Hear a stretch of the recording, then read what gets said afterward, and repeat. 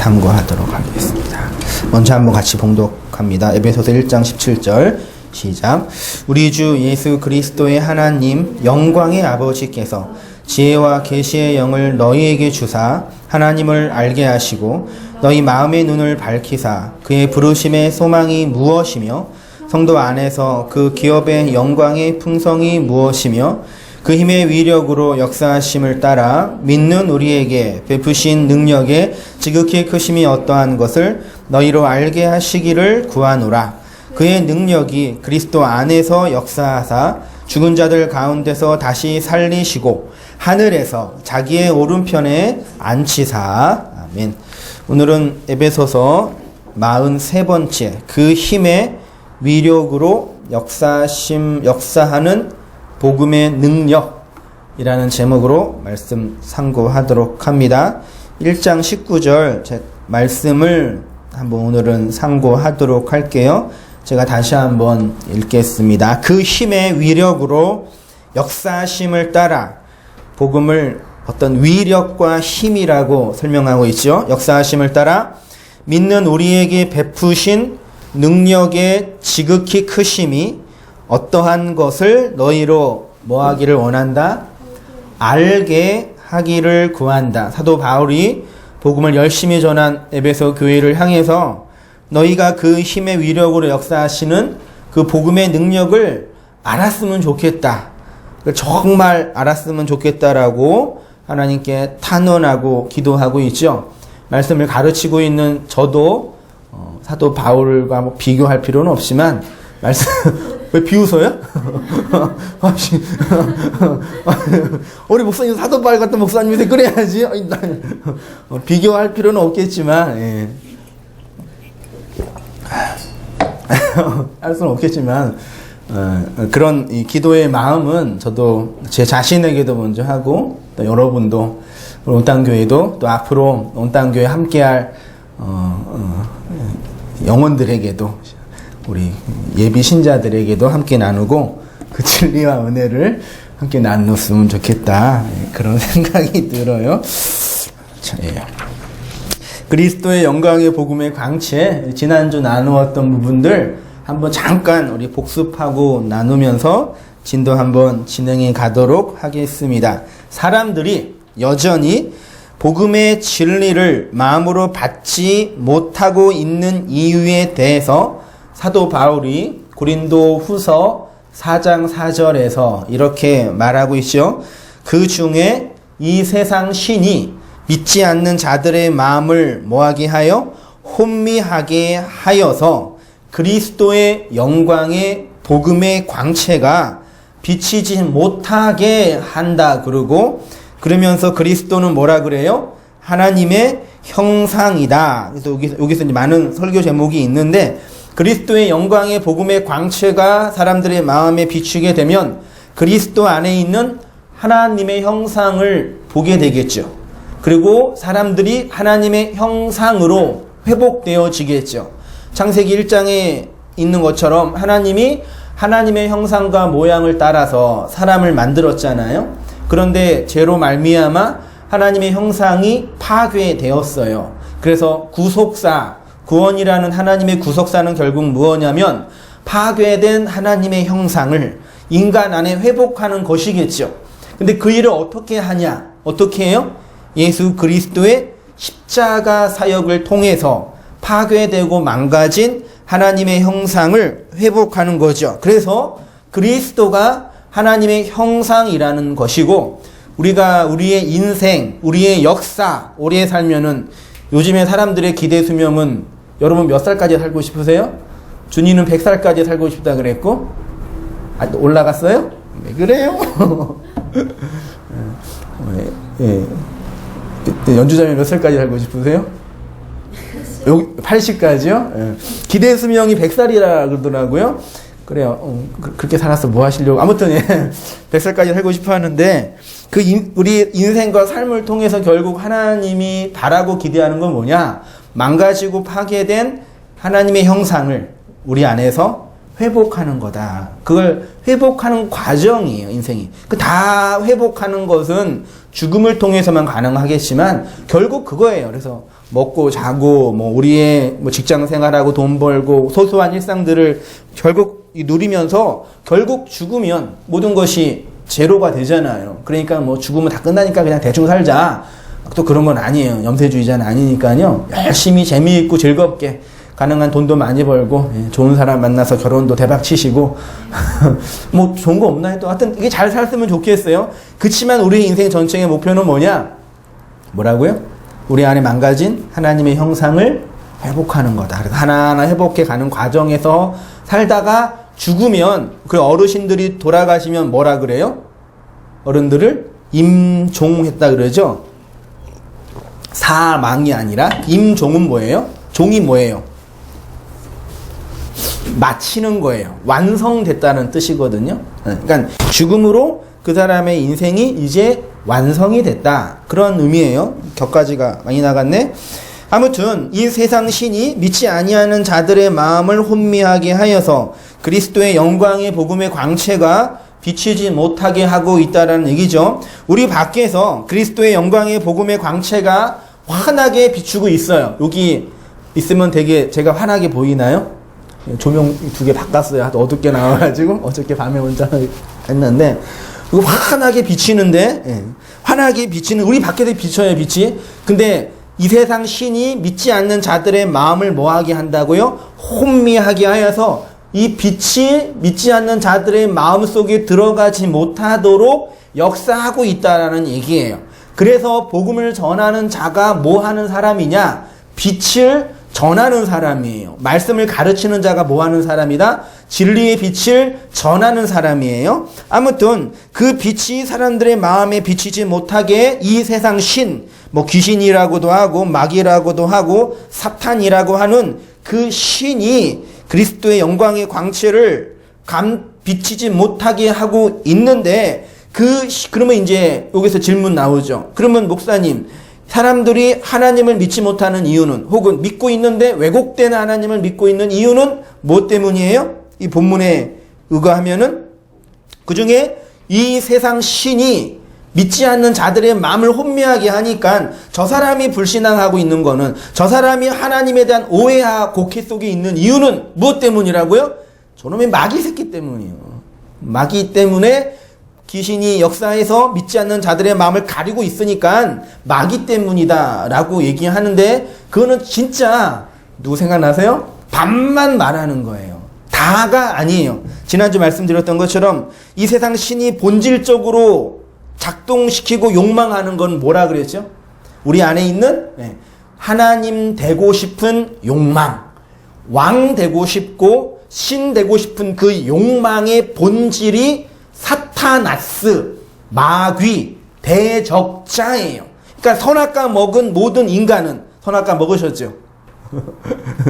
아빠는 안 먹었어. 그럴 텐데 준이는 우리 다 먹고 태어났어요. 선악과 먹은 모든 인간은 자기가 왕이고 신이고 하나님 자리에 올라간 거예요. 알겠죠? 인간은 거기에서부터 시작해요. 거기에서부터 시작하는데 그것들이 그리스도의 영광의 복음의 광채를 비치지 못하게 막고 있는 거예요. 우리 안에 그 신되고 싶은 욕망들이요. 그러면 이제 그리스도의 영광의 복음의 광채가 우리 안에 비추일 때 어떤 일이 일어나냐? 우리의 왕 되고 싶은 그 욕망, 신 되고 싶은 욕심이 그 빛에 의해서 공격을 당하게 되는 거죠. 그래서 해체를 당하고 우리의 왕권과 신권이 무너지게 됩니다. 하나님의 왕권과 신권이 우리 안에서 확장이 되고 그 말은 우리 안에 있는 소위 말해 사탄의 나라, 왕 되고 싶은 우리의 그 욕망이 해체되는 거예요. 그것이 바로 구약 성경에서 그렇게 말하고 있는 온유한 자가 기업으로 받을 땅, 하나님의 나라라는 말씀이에요. 그 본문에 대해서 그렇게 복음의 능력으로 우리를 하나님의 나라로 만드시는 그 역사가 바로 성도에게 베푸시는 하나님의 뭐라고요? 능력이에요. 여러분에게 이 복음의 능력이 나타나고 드러나기를 축원합니다. 여러분의 그 왕되고 싶은 욕망이 진리의 말씀에 의해서 산산이 무너지기를 주의 이름으로 축원합니다. 뭐야 이거? 그게 복음이에요. 에베소서 1장 19절 보세요. 그 힘의 위력으로 역사하심을 따라 믿는 우리에게 베푸신 능력에 지극히 크심이 어떠한 것을 너희로 알게 하시기를 구하노라. 제가 한 반장 정도 헬라어를 조금 과도하게 썼어요. 근데 설교자, 온당교회는 여러분 다 아시니까 이렇게 헬라어를 쓰는 거는 저의 몇 줄 안 되는 그 헬라어 지식을 자랑하려고 쓰는 게 아니라는 걸 알지요. 신학교에서는 설교 원고에 목사가 헬라어 히브리어를 쓰면은 빵점 맞아요. 쓰지 말라 그래요. 그냥 너만 알고 있고 잘 이렇게 가르쳐 주라. 이런 것까지 굳이 가르쳐 줄 필요가 있느냐. 그래도 대부분의 목사님들은 공부도 안 하신 부분도 있지만 공부하시는 분들도 잘 안 써요. 써도 그냥 이해 정도만 쓰는데 왜 그러냐면 제가 말씀을 연구하면서 주해하고 해석하면서 소위 말해 오해되고 곡해된 성경 본문에 대한 설명이 너무나 많이 있다라는 걸 발견해요. 그렇다고 한글 성경을 읽으면 잘못됐냐라고 할 때 한글 성경만 잘 읽어가지고는 복음에 대한 이해가 정말 깊어질 수 있을까라는 부분에 대해서는 의구심이 생겨요. 물론 하나님의 은혜로 우리가 구원받는 거예요. 구원은 은혜예요. 우리가 많이 알든 적게 알든 필요 없고요. 그리고 나중에 이거 다 잊어버려요. 그렇죠? 다 잊어버리면 어떻게 우리가 구원받아요? 어차피 잊어버릴 거 가리키는 나는 또 뭐죠? 그런 어떤 신학적인 작업을 제가 하기 때문에 헬라어 히브리어를 굳이 쓰는 거니까요. 조금 부담스럽고 친숙하지 않더라도 공부 좀 하면 되고요. 솔직히 우리가 영어 공부 10년 했잖아요. 그 정도예요, 사실은요.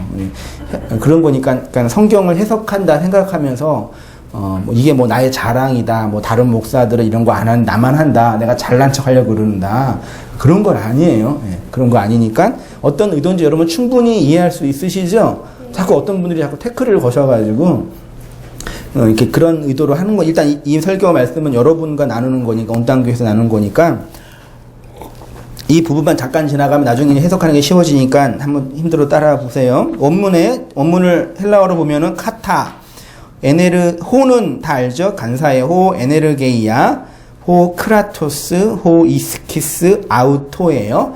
카타는 무엇을 따라라는 전치사이고, 에네르게이아는 에너지, 기억나죠? 여기서 나온 거예요. 역사함, 힘 활동력인데 한글 성경은 역사함이라고 번역을 했어요. 그리고 그 힘의 위력으로는 크라토스 이스퀴스라고 되어 있고, 크라토스는 정치적 힘, 정치적 권력이죠. 데모크라시, 민주주의, 그 있죠? 예. 거기서 나온 거예요.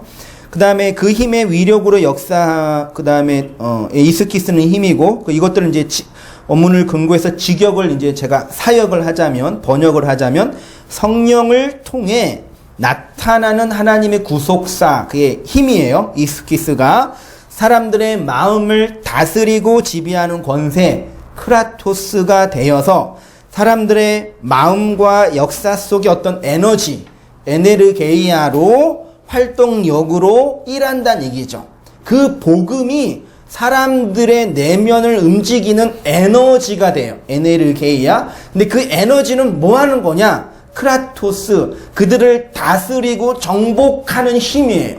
됐죠? 이어서 믿는 우리에게 베푸신 능력의 지극히 크심이 어떠한 것을 너희로 알게 하시기를 구하노라 그랬는데, 이 부분에서 너희로 알게 하시기를 구하노라는 19절에는 없어요. 원문 성경에는 17절에 보시면 우리 주 예수 그리스도의 하나님 영광의 아버지께서 지혜와 계시의 영을 너희에게 주사 하나님을 알게 하시고의 기도의 시작, 그 문장을 그대로 한글로 해석하신 분들이 받아서 붙인 거예요. 원문에는 그 알게 하시고가 없어요. 그래서 그렇게 하고 그 다음에 18절 19절에 너희 눈을 밝히사 그의 부르심의 소망이 무엇 있죠? 이게 의문 대명사가 있어요. 성도 안에서 기업의 영광의 풍성이 무엇 있지요? 이것도 의문 대명사예요. 19절에 그 힘의 위력으로 역사하심을 따라 믿는 우리에게 베푸신 능력의 지극히 크심이 어떠한 것. 여기 다 무엇 어떠한 것은 헬라어로 티스라는 단어인데 무엇이라는 거예요.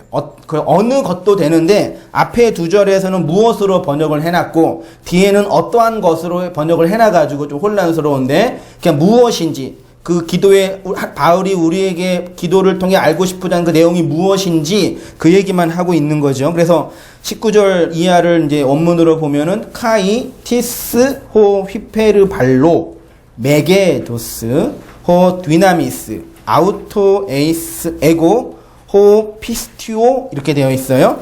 에이스 에고 호 피스티오는 믿는 우리에게가 향의 에고, 호 디나미스는 능력이고, 메게도스는 메가 있죠, 메가 그거예요. 큰 거대한. 휘페르 발로는 초월한 뭐 그런 뜻입니다. 나머지는 쭉 보시면 되고요. 그 다음에 내려와서 그래서 줄치는 부분 직역을 하면 믿는 성도를 향한 그 능력의 초월적인 내용, 믿는 피스티오, 성도를 향한 에이스, 그 능력의 초월적인 힘, 디나미스, 휘페르 발로가 무엇인지 너희가 좀 알았으면 좋겠다라는 얘기입니다. 그 능력의 초월적인 내용이 뭐냐? 디나미스, 휘페르 발로로 되어 있고 그것들을 가능하게 하는 것이 뭐냐? 크라토스 이스키스예요. 그 힘의 위력으로 하나님의 초월적인 그 능력이 성도에게 나타났다라는 얘기입니다. 여기까지만 정리하고요. 복음의 능력이 나타나는 하나님의 구속사 있죠? 요건 다 했으니까 하나님의 구속사는 성부 하나님의 무엇?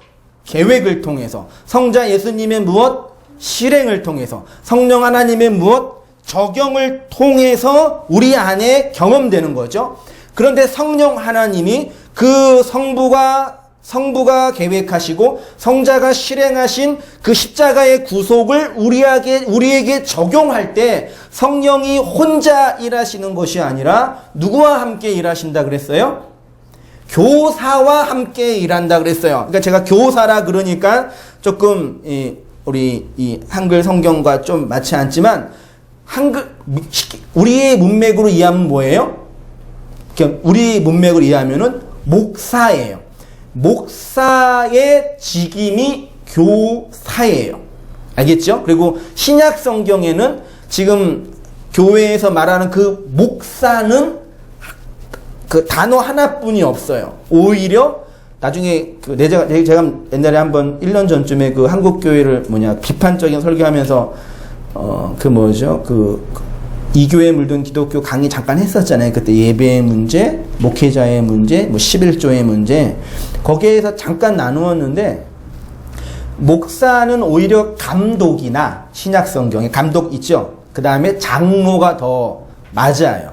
근데 그 장로와 감독이 더 사실 맞는데, 2000년 동안 그냥 목사로 불려졌고, 지금 카톨릭에서는 뭐라 그래요? 그런 사람을?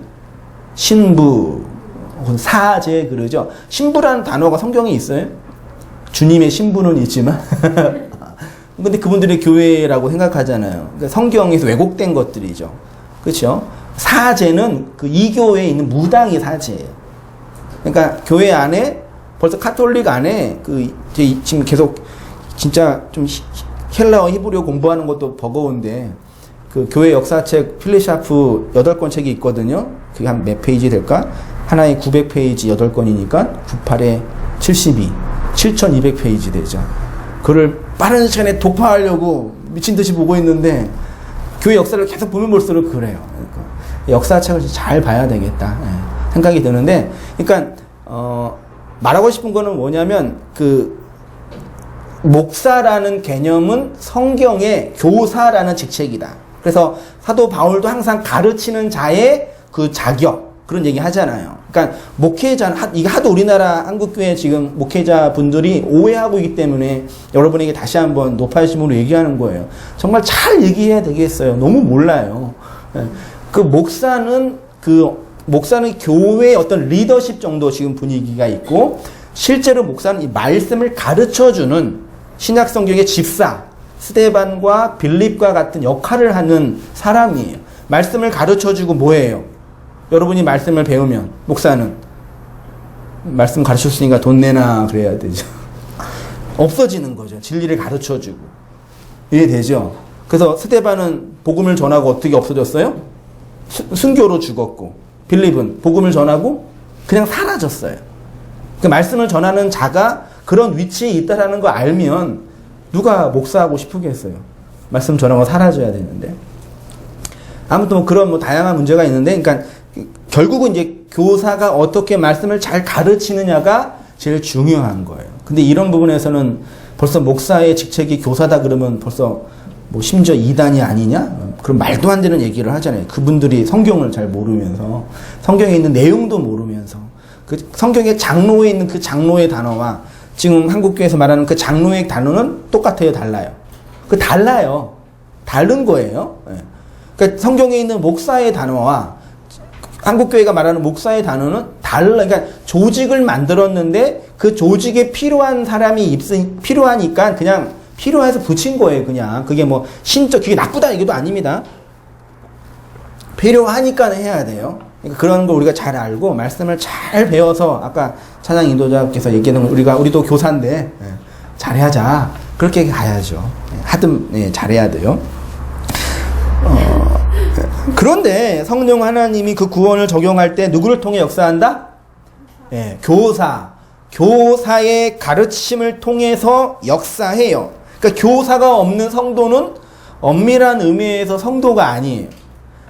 한 번도 교사를 만나지 못한 분은 심지어 회심하지 못했다라고 전 말할 수 있어요. 제가 섬겼던 부목사로 섬겼던 교회에서 정말 재밌는 거 많이 봤어요. 60대 되시는 할머니인데 잘 이렇게 글도 모르시고 그냥 그러신 분이죠. 그런데 교회에 오게 된 이유가 뭐냐면은 밤에 꿈을 꿨는데 자기가 깊은 구덩이에 빠졌대요. 근데 막 나오려고 해명을 하는데 밖에 그 십자가가 보인대요. 그래서 그 십자가가 나한테 저기 교회를 가라. 꿈에 진짜 그랬어요. 그 집사님, 나이 드신 집사님. 그래서 교회에 오셨어요. 그래서 교회 신앙생활 열심히 하세요. 헌금도 하시고 봉사도 하시고. 근데 복음은 제가 볼 때는 몰라요. 그러면 구원 받아요, 못 받아요?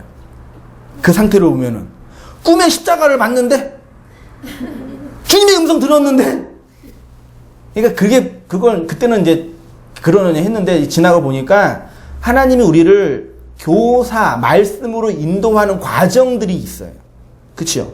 그 과정 속에 다양한 게 있을 수 있다고 생각이 들어요.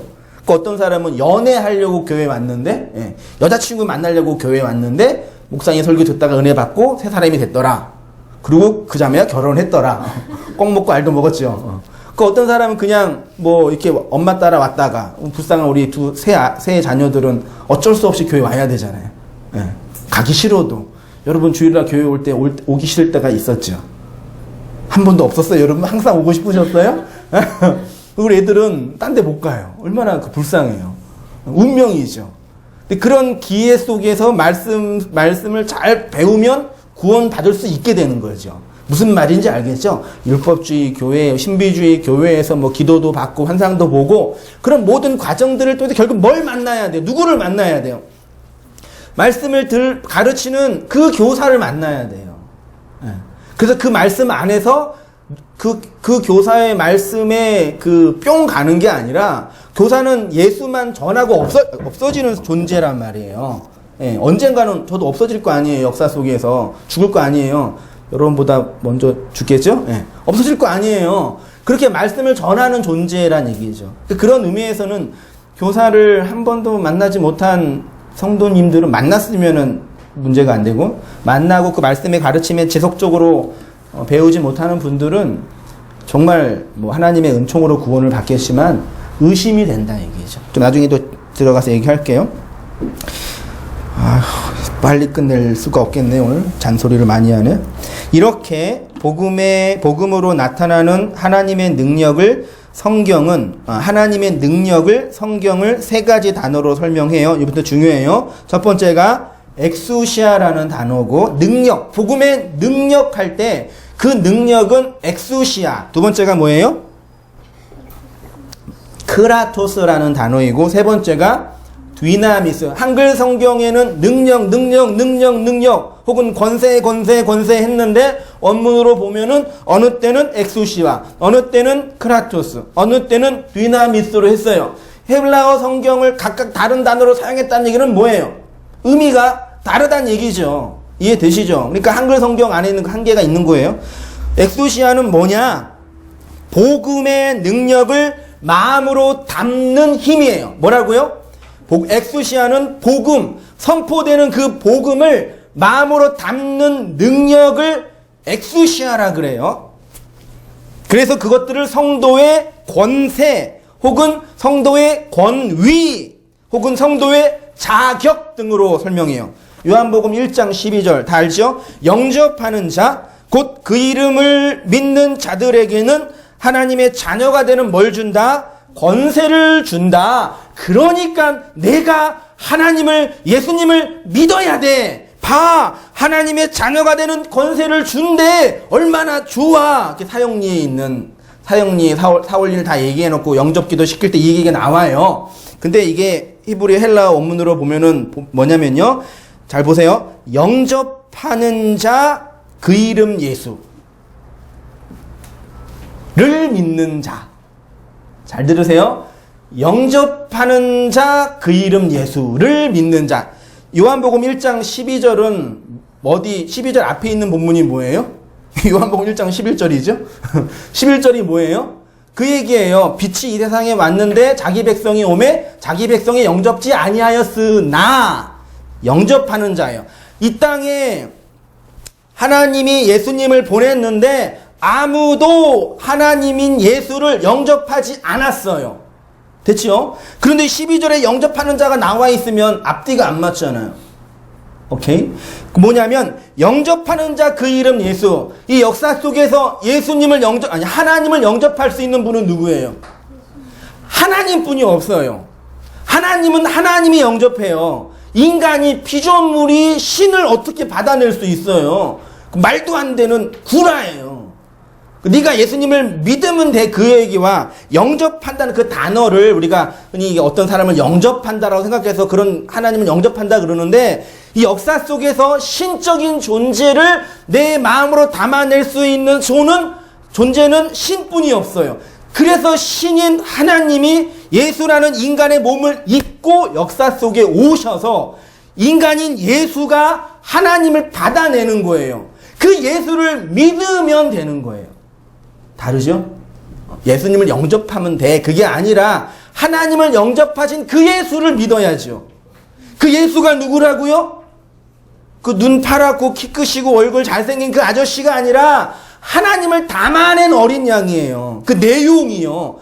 아, 그 예수가 그런 분이구나. 그걸 알고 믿어야지 하나님 자녀가 돼요. 맞죠? 틀리지 않죠? 두 번째 크라토스는 복음의 정치적, 통치적 능력이란 의미로 사용이 됐습니다. 복음의 능력이 내 안에서 엑수시아가 되면, 담아내면 그것이 나를 장악하는 하나님의 권세, 크라토스가 돼요. 사도행전 19장 20절, 이와 같이 주의 말씀이 힘이 있어 흥황하여 세력을 얻느니라. 힘이 있어. 그 다음 유다서 1장 25절, 곧 우리 구주 홀로 하나이신 하나님께 우리 주 예수 그리스도로 말미암아 영광과 위엄과 권력, 이게 크라토스로 되어 있습니다. 그 다음에 세 번째가 능력이 두나미스를 많이 들어보셨죠? 이 두나미스에서 뭐가 나왔어요? 다이나믹이 나온 거예요. 복음을 간직한 자가 외적으로 드러내는, 엑수시아는 복음을 마음으로 담아내는 능력이라 그랬고, 크라토스는 담아내는 능력의 통치를 받는 거라고 한다면, 뒤나미스는 내 안에 담아낸 그 복음을 외적으로 드러내는 힘, 흘려 보내주는 힘, 가르치는 힘, 증거하는 힘이 뒤나미스예요. 누가복음 24장 49절 볼지어다 내가 내 아버지의 약속하신 것을 너희에게 보내리니 너희는 위로부터 능력을 입히울 때까지 이 성에 유하라. 뒤나미스를 받을 때까지 조용히 있어. 그 뜻이에요. 그래서 사도행전 1장 8절에 오직 성령이 너희에게 임하시면 너희가 권능을 받아서 예루살렘과 유대와 사마리아와 땅끝까지 내 증인이 된다라고 말씀하시고, 그 다음에 사도행전 2장에 이제 비로소 성령이 강림되어 초대교회가 시작되는 겁니다. 하나님의 복음 안에는 이러한 권세와 능력이 엑수시아, 크라토스, 뒤나미스로 나타나게 되어 복음은 성도에게만 이해가 되지요. 그래서 성도만 하나님의 말씀으로 나타나는 복음을 마음에 담습니다. 엑수시아. 그리고 그 말씀의 통치를 받지요. 크라토스. 그 복음의 진리를 외적으로 드러내는 증인이 되는 거죠. 뒤나미스가. 그래서 예수님이 제자들에게 아버지의 약속하신 그것들을 내가 보내줄 거니까 이 성에 유하면서 그 하늘로부터 내려지는 성령의 권능을 받으라 라고 얘기한 거예요. 그리고 사도행전에서 그 성령의 권능을 받은 초대교회 제자들과 성도들이 그 성령의 권능으로 예수가 그리스도이신 것을, 예수가 하나님을 담아낸 우리의 주님이라는 것을 그렇게 피 튀기면서 증거하며 나아간 거예요. 오늘 본문은 그 힘의 위력, 크라토스 이스키스로 역사하는 에네르게이아, 에너지가 복음이 초월적인 능력, 휘페르 발로 뒤나미스로 성도의 삶 속에 나타나게 되고, 바울인 그렇게 나타나는 복음의 능력을 에베소 성도들이 담고 통치를 받고 드러내는 삶을 살았으면 간절히 좋겠다. 그 열망을 기도문에 담은 거예요. 이거는 하나님이 복음을 증거하는 우리에게, 복음을 알고 있는 여러분에게 동일하게 바라는 하나님의 뜻과 의지예요. 복음에 확장되는 원리, 그 부분이 있습니다. 사도행전 1장 8절에 복음이 확장되는 내용은 외적인 의미뿐만 아니라 내면적인 의미가 있다고 제가 한번 말씀을 드렸죠. 여러분, 초대교회 사도행전 1장, 2장, 3장, 4장, 5장, 6장, 7장, 8장, 9장까지 예루살렘 초대교회의 그 기독교인들은 로마 권력자들이 볼 때는 어떤 사람들처럼 보였을까요? 당시 이방인들이 볼 때 초대교회 성도들은, 그 당시 초대교회 성도들은 유대교회 한 분파 정도로 봤어요. 그러니까 우리가 믿는 기독교는 어디에서 나왔어요? 유대교회에서 나왔죠. 제가 한번 공부했었죠. 기독교의 시작은 그 사도행전 2장이에요. 그 전에는 여전히 유대교회에 갇혀 있는 거예요. 그러니까 구약이 언제까지나 말라기까지라고 사람들이 생각하는 그 구약 성경이고요. 구약 성경은 구약 말라기까지고요. 구약은 예수님이 십자가에 죽고 죽으실 때, 장사 지낼 때까지가 소위 말해 구약이라고 언약적으로는 말할 수가 있는 거예요. 그 이전까지는 구약이에요. 예수님이 부활하여 영으로 우리 안에 들어올 때가 신약이라고 말하는 거예요. 근데 그 기독교는 이 구약의 유대교 안에 있었어요. 한 젊은이, 한번 생각해봐요. 무학자고 배우지도 못하고, 물론 뭐 돈이 있었을지도 모르지만, 그 나사렛의 시골 촌뜨기 젊은이가 갑자기 30살쯤 되더니, 야, 내가 하나님이야? 뭐. 그리고 막 이적도 행하고 기적도 행하는 거야. 그러니까 황당할 거 아니에요. 그렇게 행하면 괜찮아요. 근데 이제 그 당시 유대교도, 바리새파, 에세네파, 사두개인들로 뭉쳐진 그 종교 권력자들을 대놓고 공격하는 거예요. 독사이 새끼들아. 그러면서 뱀 새끼들한테 막 니네가 지금까지 가르친 그거 가지고는 아무도 구원 못 받아. 지옥 자식을 만드는 막 하니까 황당한 거지. 그분들 보기에는. 그 바리새파 보기에는요. 그 제자들도 유대인이었어요. 유대교의 토라의 교육을 받았던 사람들이. 그러니까 기독교는 유대교적 한계를 극복한 거예요. 율법적 한계를. 그러니까 그걸 뭘 얘기하냐면요. 결국 모든 인간은 어디에 갇혀 있다? 유대교적 율법 안에 갇혀 있는 거예요. 율법주의는 인간의 본성이에요. 나쁜 게 아니라 율법이 뭐가 나빠요? 착하게 사세요. 돈 많이 버세요. 성실하세요. 성공하세요. 행복하세요. 나쁘게 나빠요? 좋지 않아요. 근데 그것이 인간의 자기 의의를 확장하는 방식으로 만들어지니까 악이라고 하는 거예요. 그 초대교회는 처음 이렇게 이방인들이 볼 때는 유대교끼리 싸우고 있는 것처럼 보이는 거예요. 쟤네 맨날 저기 싸우고 난리야. 같은 성전 안에서. 지금도 싸우고 있죠. 그런 유대교를 극복한 거예요. 초대교회 1대 담임 목사는 누구예요? 베드로예요. 베드로는 친유대파예요. 말하자면 2대 담임 목사는 말하자면 사도 바울이에요. 사도 바울은 누구를 위한 사도예요? 이방인을 위한 사도예요. 그래서 그렇게 유대인들이 사도 바울 죽이려고 난리친 거예요. 율법 할례 다 필요 없다. 하지 마. 그런 거예요. 베드로도 좀 황당한 거지. 근데 베드로 그래서 사도 바울은 되게 극좌파예요. 말하자면 다 때려 부시고 다 공격하고. 근데 베드로와 사도 바울 이후의 마지막 사도가 누구예요?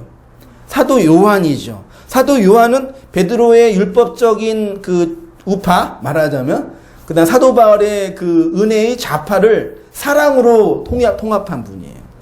그래서 진짜예요. 그래서 성경 맨 마지막이 요한일서로 끝내는 거예요. 사실은 요한에 의해서 정리되는 거예요. 그러니까 베드로에만 갇혀 있는 것도 문제고 말하자면 사도 바울적인 다 때려 부셔 다 필요 없어 저건 뭐야 하는 것도 문제고 그걸 통합해서 완성해 가야죠.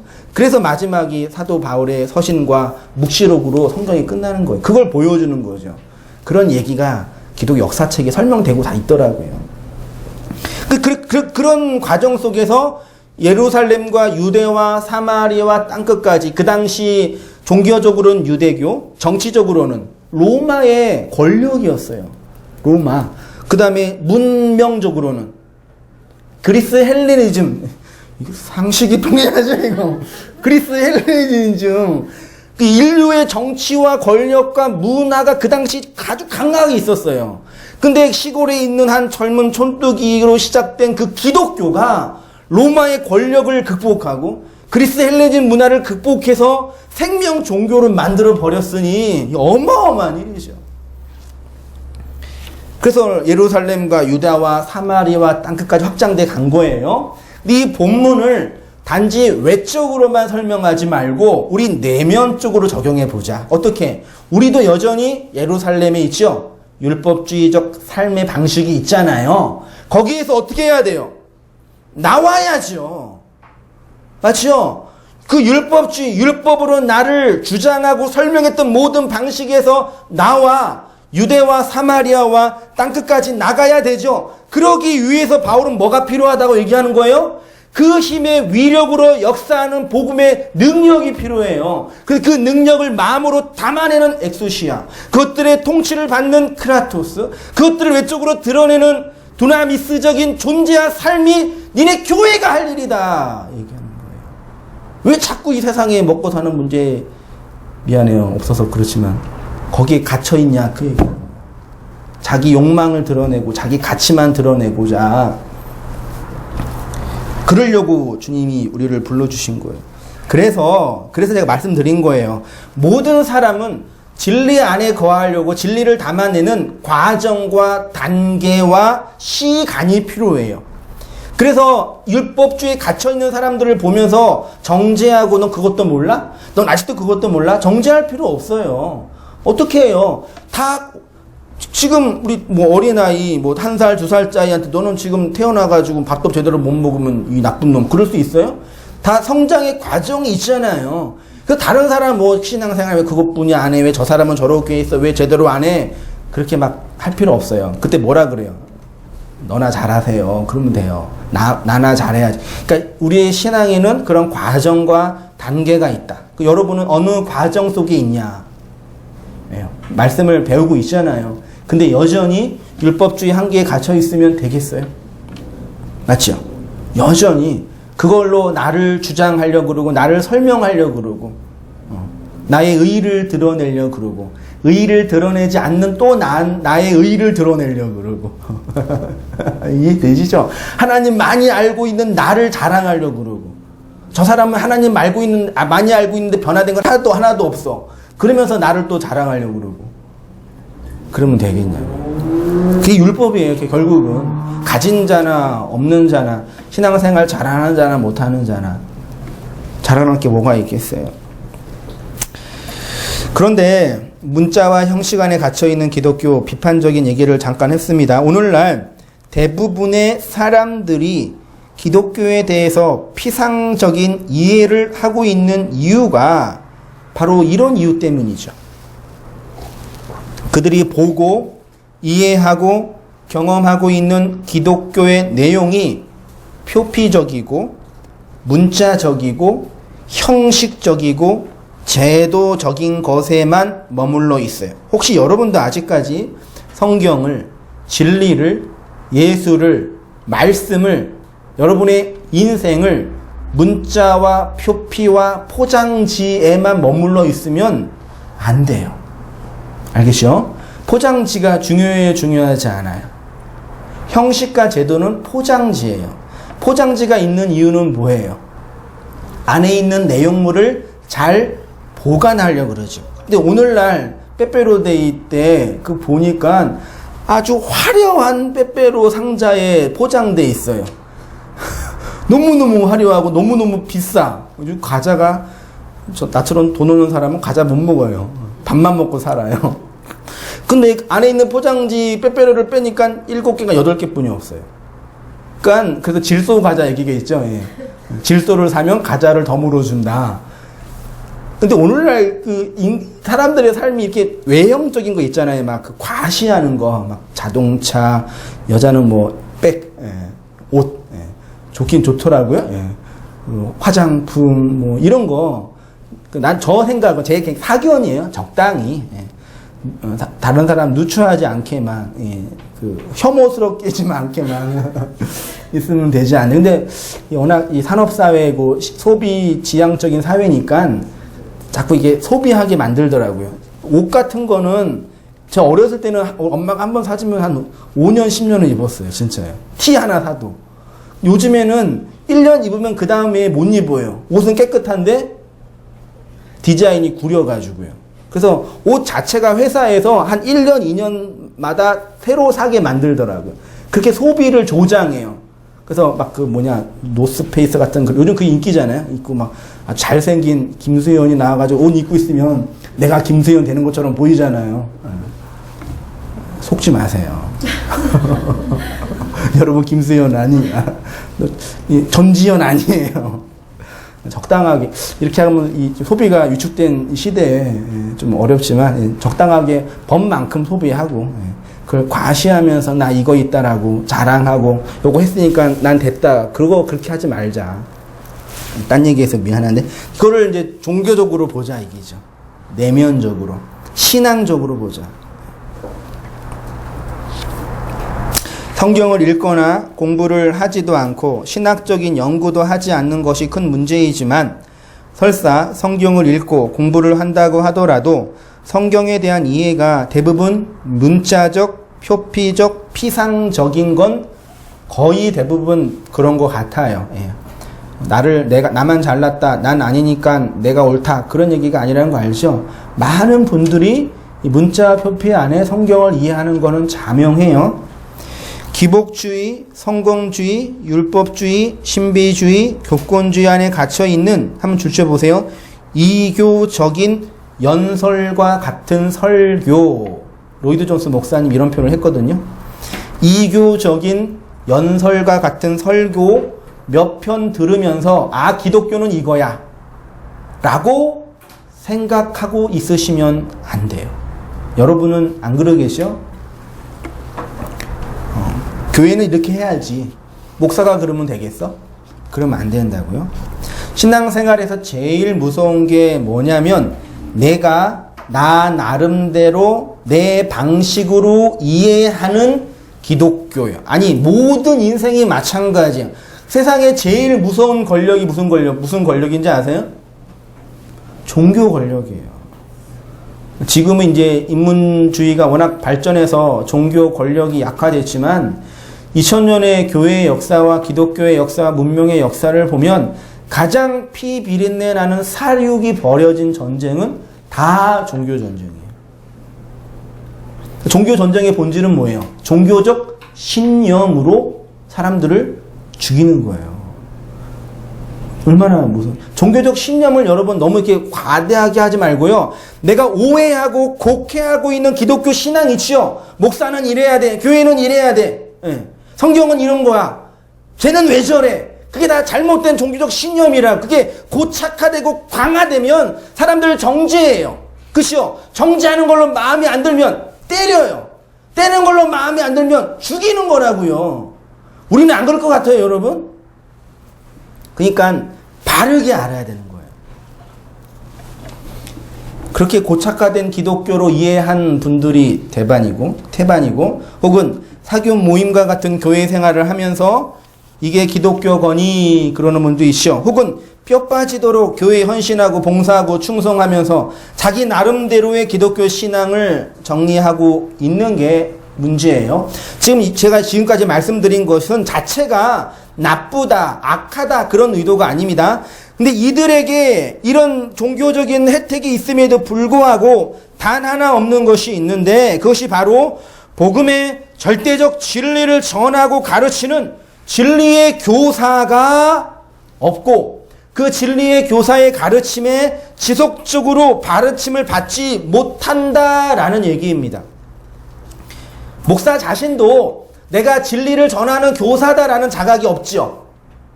물론 안 그런 분도 많이 있어요. 내가 하나님의 말씀을 전하는 선지자적 사명을 감당하고 이 단에 쓰고 영혼들에게 말씀을 가르친다 라고 해야죠. 그렇죠? 이거 좋은 말씀인데요. 들어보시면은 여러분 인생에 도움이 될 것 같아요. 기분 나쁘시면 안 들어도 되고요. 이 돼요? 그래서 어느 때는 되게 표독스럽고 자기만 아는 사람처럼 보일 수 있어요. 자기 신념이 강화돼가지고. 그래서 조심해야죠. 이것이 오늘날 한국 기독교의 가장 큰 문제이고 위기입니다. 진짜 실제적으로 시간적으로도 외형적으로도 큰 문제이고 위기예요. 대형교회는 그런 여러 가지 스캔들로 기독교 이미지가 안 좋아지고 있는 상태이고 교회 개척은 이제 거의 꿈도 못 꾸는 시대가 됐고 대부분의 목회자 중에 한국교회 목사가 만약에 10,000명이라 그런다면 10,000명 더 되겠지만 60%가 최저생계비도 못 받고 목회를 해요. 최저생계비 돈 많이 못 받고 자체가 중요한 게 아니라 그래서 이제 그러면 겸직을 해야 되잖아요. 그렇죠. 나도 겸직하고 있지만 돈은 못 벌지만 많이. 근데 노예법에서는 겸직이 안 돼 있어요. 믿음 없는 목사라고. 그리고 수없이 많은 목회자들이 계속 많이 나온 것 자체가 나쁘다고 말할 필요는 없지만 쏟아지는데 근데 성도들의 이렇게 상황을 보면은 제가 가입한 인터넷 성도들의 카페에서 요즘에 자주 올라오는 게 뭔지 아세요? 교회 좀 추천해 주세요. 저기 의정부에 다니고 있는데 의정부에 복음적인 교회 없나요? 저기 용인에 복음적인 교회 없나요? 노원구는 아무도 안 떴더라고. 그러니까 그렇다고 교회 자체가 다 문제라고 다 사연이 있겠지만 그만큼 이렇게 많은 교회와 이렇게 많은 목회자 이렇게 많은 설교가 있음에도 불구하고 내 영혼이 안식하고 말씀을 배우고 교제할 수 있는 그런 공동체가 없는 시대가 되고 있다는 건 자명해요. 그래서 진짜 교회가요, 제가 볼 때는 우리 준이가 클 때쯤에 지금 우리 준이도 그런 영향 많이 받고 있지만 20년, 30년 후에는 진짜 성도가 있을까? 지금 여러분 20대, 30대 복음화율이 4% 안 돼요. 복음화율이랑 교회 다니는 사람, 주일날 예배 드려주는 분들이 4%도 안 돼요. 여러분 직장 다 생활하잖아. 예수 누가 믿어요? 봐요. 누가 예수님 믿어요? 아무도 이수진 장군처럼 예수 믿는 걸 얘기 안 하고 있는 거예요? 그래서 이제 시간이 지나면 지날수록 계속 악화되고 강화돼요. 그런 부분이요. 이유가 뭐예요? 진리를 전하는 교사를 목사로서의 교사로서의 목사를 만나지 못해요. 저도 그런 상황을 보면서 하나님 말씀을 가르치고 전하는 한 선생님 목사로서 언제까지 일을 할 수 있을지는 모르겠지만 힘을 닿는 데까지 열심히 말씀 전하고 가르치고 배우고 나누고 내 설교에 어떤 게 문제가 있을까? 내 강의 안에 좀 더 나을 게 무엇일까? 항상 진짜 어느 때는 이렇게 일주일 동안 사는 거 보면은 저는 시간 개념이 이제 없어지고 있거든요. 이게 뭐 하고 있는 거지 나는? 머릿속에 그것뿐이 없어요. 그래서 내 주위에 있는 사람이 많이 절 싫어하죠. 그래서 어느 때 보면은 껍데기만 내가 살고 있나? 이러고 살아서 나중에 뭐 하지? 그런 생각이 들 정도예요. 그러니까 말씀과 진리와 그 은혜 앞에 우리가 살아나야 되니까. 그거 하고 때가 될 때 주님께서 오라고 할 때 가면 되는 거잖아요.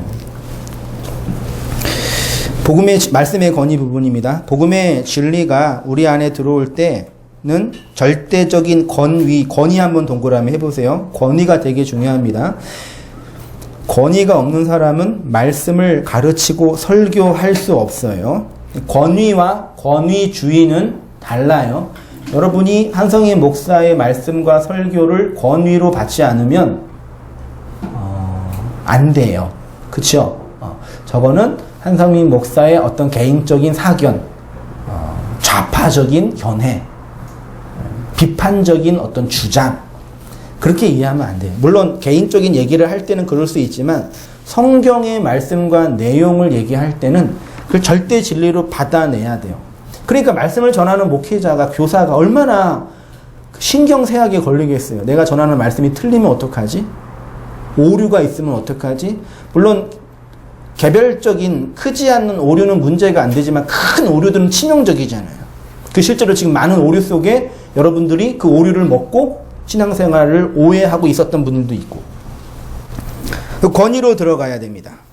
7번에 그래서 로이드 존슨 목사님 말씀하셨듯이 설교자에게 가장 중요하고 필요한 것은 말씀에 대한 뭐다? 권위다. 설교자도 진리를 전하는 그 내용을 하나님께 권위로 받고 배우고 연구하고 그것들을 권위로 증거해야 돼요.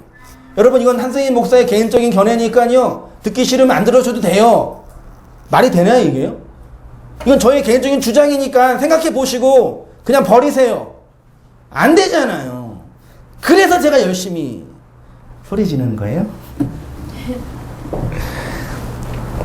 설교자, 교사가, 이런 목사가 말씀의 권위로 다가오지 않으면 어용 설교자, 동그라미 해보세요.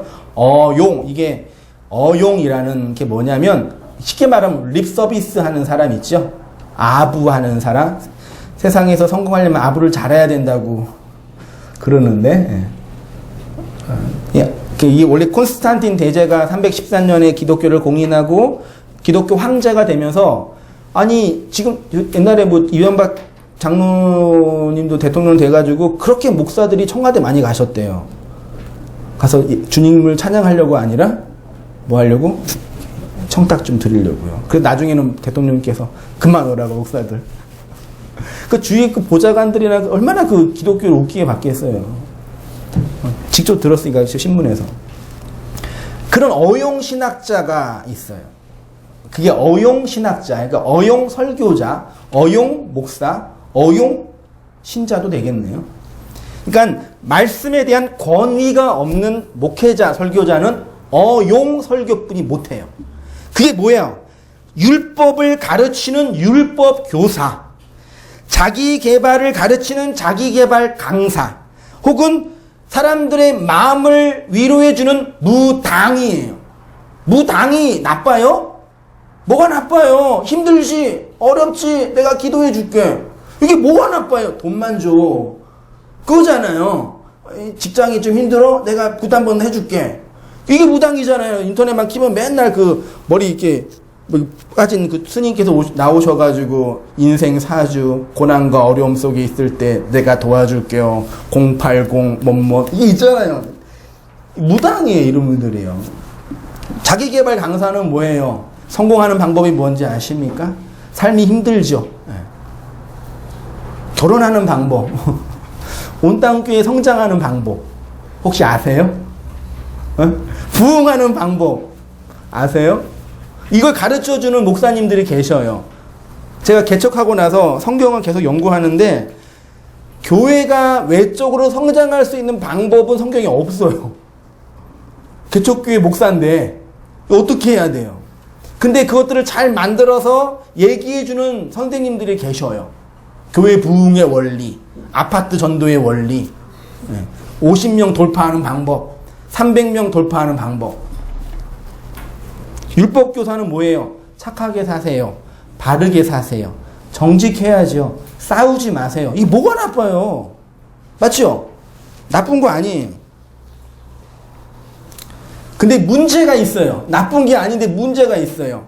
이런 율법교사, 자기 개발을 얘기해주는 강사, 혹은 무당과 같은 그런 일이 뭐가 나쁘냐? 다음 페이지, 4페이지에 치명적인 문제는 뭐냐? 그 안에 뭐가 있어요? 자기 의로 가득한 괴물과 같은 종교 생활을 하게 된다라는 얘기예요.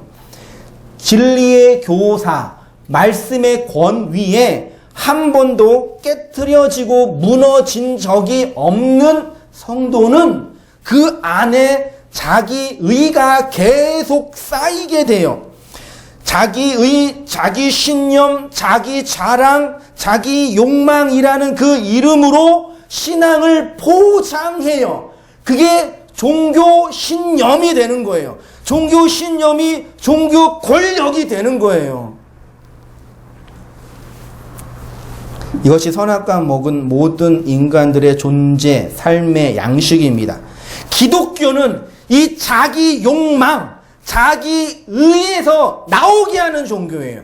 거기에서 구원받으라는 종교예요. 그 의 버리고 예수 의만 붙잡으라고 말하는 종교라고요. 그래서 하나님 나라 식민지로 만들어져 가야지. 세상의 모든 사람은 잘했든 못했든 자기 의로 똘똘 뭉쳐 있잖아요. 자기 욕망으로 살잖아요. 우리도 그렇지 않다라고 말하는 게 아니에요. 근데 성도는, 신자는, 그 말씀을 아는 사람은 그게 뭔지 알아요. 왜? 한번 깨어졌기 때문에. 내 의가 버려진다는 게 뭔지 알기 때문에, 그게 얼마나 고통스럽고 아프고 눈물 나는 것도 알기 때문에 두렵기도 하지만, 자기 의로 산다는 것이 얼마나 고통스러운지를 알기 때문에 그 길에 쉽게 못 가는 거예요. 여러분 어떠세요? 무너지셨어요? 어저께 말씀 혼자 이렇게 준비하면서 하나님 무너뜨리시려면 제대로 무너뜨려 주시기 바랍니다. 온 땅계 성도를 위해서 한 게 아니라 나를 위해, 나한테. 여러분한테 안 했어요. 나도 왜 그래? 하나님 죽이시려면 빨리 그냥 죽이시고, 아직 목이 간당간당 남아있으면 한 번에 자르셔서 그냥 갖다 붙이셨으면 좋겠습니다. 그런 기도가 나오게 돼요. 성도는. 여러분도 나와야 돼요. 왜? 그렇게 안 사는 게 얼마나 고통스러운지 알기 때문에. 맞죠? 이 세상에서 우리한테 위로를 주는 관계, 돈, 명예, 좋은 곳, 좋아요. 그게 하세요. 그거 우리의 영원한 위로가 안 된다는 거 알잖아요. 그래서 그렇게 기도하게 되는 거예요. 갈망하세요. 기도하세요. 이게 되게 중요해요. 내가 기도한다 그러면 저주의 기도를 한다. 저 영혼 머리 잘라주시고, 산산이 무너뜨려 주시고, 큰일 났다. 다음 주 안 오는 거 아니에요. 그러니까 나한테만 할게요. 그냥. 여러분들 안 해드릴게요. 진리의 말씀으로 나타나는 복음의 능력, 어떻게 그 일들이 진행되는지 보겠습니다. 고린도후서 10장 3절, 우리가 육신으로 행하나 육신에 따라 싸우지 아니하노니 우리의 싸우는 무기는 육신에 속한 것이 아니요 오직 어떤 견고한 진도 무너뜨리는 하나님의 능력이라. 모든 이론을 무너뜨리며 하나님 아는 것을 대적하여 높아진 것을 무너뜨리고 모든 생각을 사로잡아 그리스도에게 복종하게 하나니. 본문만 다 보시면 아잖아요. 하나님의 능력이 우리 안에 모든 이론, 잘못된 이론, 하나님 대적하는 욕망들이 무너져서 그리스도께 사로잡혀 가게 된다는 얘기입니다. 그것은 전쟁에서 나라를 공격하여 그 나라 왕을 제거하죠. 그 나라 왕을 제거하면 그 나라에 있는 모든 땅과 사람들은 누구 거예요? 그 나라를 정복한 왕의 거죠. 포로가 되죠. 예수님이 진리가 우리 안에, 우리 나라라는 내 안에 들어와 나의 그 자아와 나의 왕권을 해체하여서 나를 그리스도의 포로로, 하나님의 나라로 만들어져 가는 게 복음이에요. 그리고 성도만 그거를 알아먹어요. 그러니까 여러분, 오늘날 대부분의 사람들이 비전, 꿈, 자기 개발, 인생의 성공 이런 것들을 성경을 통해서 얘기하는 분들이 태반이니까 미치겠는 거예요, 저는요. 그래도 그런 교회는 다 커. 힘도 세. 부러운 게 아니라 그게 뭐냐고요. 아니, 돈 많이 벌고 성공하는 건 여러분의 몫이에요. 공부 잘하고 능력 있으면 돈 많이 벌잖아요, 이 세상은요. 맞잖아요. 그래서 열심히 공부하고 수능 그 문제, 그 무슨 나라가 수능 하나에 왔다 갔다 그런지 모르겠어요. 대학, 고등학생은 힘내세요. 아니, 자기 인생 성공하고 자기가 좋은 데 가고 싶어서 공부한 건데 왜 그거 가지고 옆에서 질질 짜야 돼요? 내가 아직 고3 부모가 아니라서 모르겠지만 난도 그거 황당해, 그게. 아니, 공부 열심히, 자기가 공부해서 자기가 원하는 데 가는 거고 그러는 건데 왜 온 나라가 벌벌 떨면서 이렇게 쪼가리고 있어요? 무슨 죄인이에요, 우리가?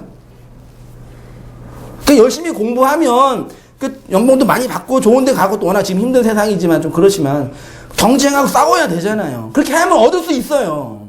그건 여러분의 몫이에요. 여러분이 해야 할 몫이고 우리가 인문학에서 당연히 배운 것들이니까 하세요. 그렇게 하시고 그 돈도 많이 벌어서 헌금도 많이 주시고 부탁합니다.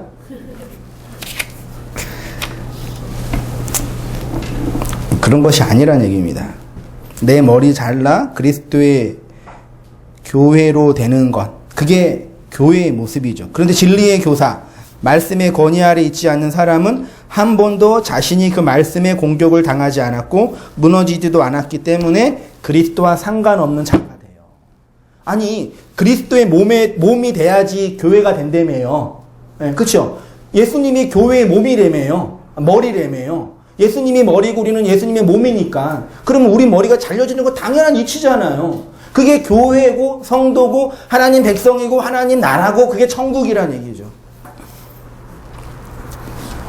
하나님의 힘, 이렇게 성령 하나님은 진리의 교사를 통해서 복음의 능력이 말씀을 통해 나타나게 됩니다. 그것이 그 복음을 담지하게 하는 엑수시아로, 통치를 받는 크라토스로, 증거하게 하는 드라미스로 나타나게 되는 겁니다.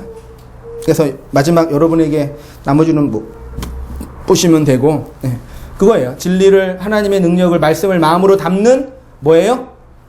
엑수시아의 권위로 하나님의 말씀에 통치를 받는 크라토스의 삶 안에서 그 말씀을 외적으로 드러내고 증거하는 두나미스까지 가야 되지요. 네. 그래서 누구한테 복음을 전하는 게 부담스럽다, 두렵다는 얘기는 뭐냐면은요, 내가 복음을 전하는 기술이 없는 게 아니라 아직 내 안에 뭐가 없어요? 엑소시아 크라토스적인 권위 아래서 머리 잘려지지 않는 그 영혼이 되는 거예요. 영화 한 편도 재미있게 보면은 저 영화 재미있대, 가서 꼭 봐, 얘기하는 것처럼 우리가 그 복음과 그 진리와 그 은혜를 깊이 담지하고 무엇인지 알고 있으면 그것들을 전하고 증거하는 건 자명한 원리가 되는 거예요. 그 안 된다는 얘기는 뭐예요? 아직 내 안에, 여러분 안에 그 확신과 실제적 경험이 없다라는 얘기죠. 온땅 교회가 크게 성장하고 부흥하는 거, 그게 나의 최종적인 목적이 아니에요. 교회는 성장해 가야 되겠죠. 그리고 견고하게 세워져 가서 조직도 세워져야 되고 재정적인 안정도 있어야 되고 그 틀을 가지고 또 그렇지 않은 사람들에게 복음을 증거하고 가르치는 일을 감당해야 되겠죠. 여러분 그 일에 함께 동력해 주셨으면 좋겠어요. 참여하고 애쓰고 기도하고 하나님 내 머리 자른다고 언약해 주셨는데 저분 얘기가 거짓말이 아니라면 해주시고 저분이 이단이 되게 해주시든지 그 내 말 다 가짜가 되잖아요. 그러면요. 그럼 자유가 되죠, 여러분에게는요. 근데 진리라면 어떡할 거냐고요. 그렇게 하나님의 말씀으로 나타나는 복음의 능력을 내가 먼저 경험하고 우리 온땅교회 진짜 얼마 안 되는 여러분 함께 나누고 11월, 12월 또 내년 또 시작하겠죠. 또 교회에서 이렇게 해나가면 우리 온땅교회가 이런 어두운 시대, 정말 성경을 내용으로 가르치지 못하고 있는 시대에 그것이 뭔지 모르는 고난한 영혼들에게 증거하고 나타내 줄 믿습니다. 함께 기도하고 힘내고 자유함을 가지고 추구했으면 좋겠어요. 잠깐 우리 같이